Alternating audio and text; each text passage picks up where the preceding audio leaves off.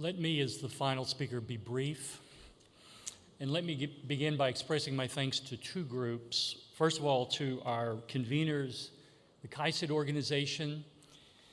You have a bold and courageous vision. You have a strong and brilliant board of advisors. You have a superb staff and an exquisite sense of timing. May God continue to bless your work as you go forward.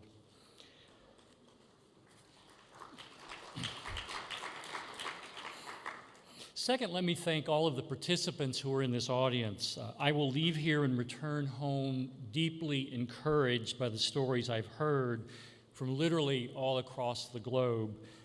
There's an astonishing array of grassroots religious dialogue experience represented here, and I am encouraged and blessed and heartened by your stories and experience. May your tribes increase as we move forward. I bring you greetings from my boss, Secretary of State John Kerry.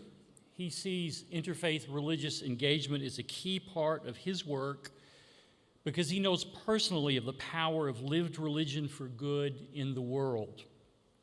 My work and my presence in the Office of Faith-Based Community Initiatives at the Department of State is a direct result of his passion to partner in dialogue with faith communities in pursuit of the international common good.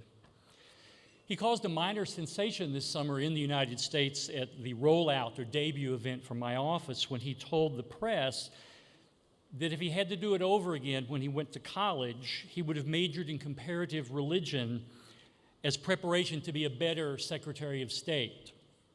Needless to say, that shocked many hearers in the media and in the room that day.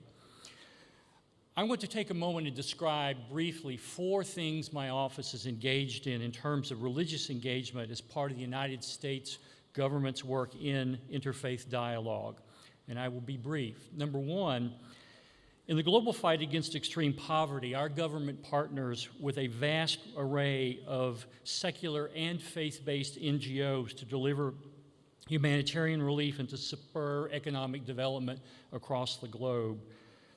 Our partnerships in this area also mean that we listen to what these groups have to say when they come back to the United States. And they sophisticate our understandings because they bring a global message back. So I think the thing to see here is that our religious engagement is, in fact, as our secretary once said, a two-way street where we not only talk, but we listen.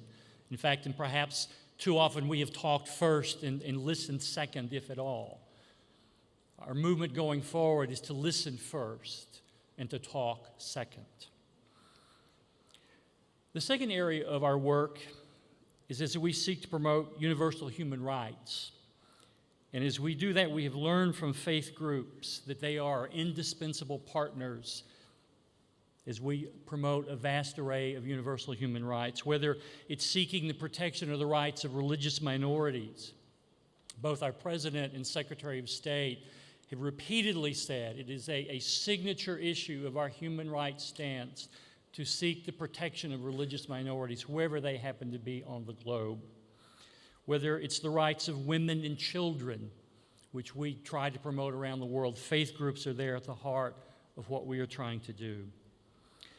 Thirdly, as we grapple with the growing threat posed by global climate change, we're seeking to learn from a variety of global faith communities who are working very hard to mitigate the deep threats that come from global climate change. Scientists, policymakers, and religious people have to find a way to cooperate, to work together if we are to successfully face this ominous and deeply troubling challenge. And finally, far too many spaces on our globe are riven by armed conflict. As we try to partner and mitigate the horrible conflicts that we see, we ignore the peace-building and mitigation resources of faith communities at our peril. We have to collaborate across the world's faiths to solve the problems that we face in terms of armed conflict. I'm happy to say that the pioneers and the experts of rolling back such violence are indeed you and the communities you represent and other partners of faith who cannot be here. We have overlooked the truth too often in our foreign policy in the past. We are committed to changing that policy as we go forward. In closing, let me remind you of some words from President Obama's 2009 Cairo speech. You will remember that he specifically commended King Abdullah's efforts in peacemaking in 2009. And here in interreligious dialogue, the fruit of that early effort is now bearing great fruit. And I'm looking forward to seeing what KAICIID is able to accomplish. But we have recognized within our government the special talent, the special deep commitment that is here on the part of the sponsors of KAICIID, and we thank you for that.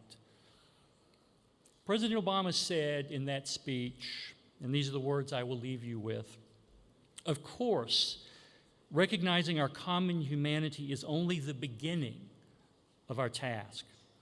Words alone cannot meet the needs of our people.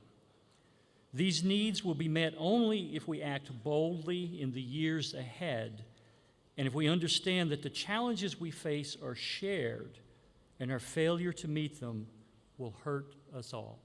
Thank you very much.